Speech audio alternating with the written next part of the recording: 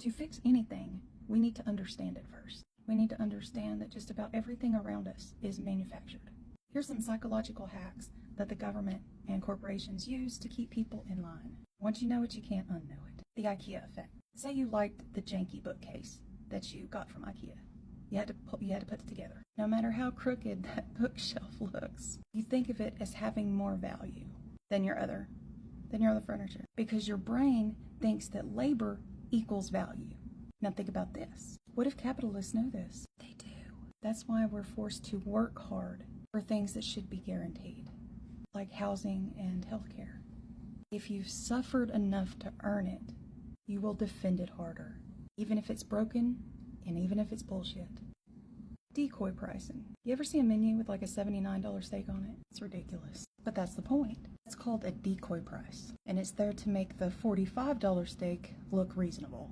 Our brains don't really know value, but we sure the hell know about comparison. Now imagine that little hack used in healthcare, or elections, or education. They'll show you something that's so outrageous, so you'll settle for something that's less terrible. This isn't giving you a choice, it's giving you the illusion of choice. Power shrinks empathy. Probably don't even have to tell you about this one. If rich people seem out of touch, it's because they are. Studies show that the more power you have, the less active your brain's empathy centers become. Your prefrontal cortex, well, it literally stops responding to other people's pain. I'm not a fan at all of the elite. Don't feel less empathy because you're evil. Feel less empathy because your position has made you numb.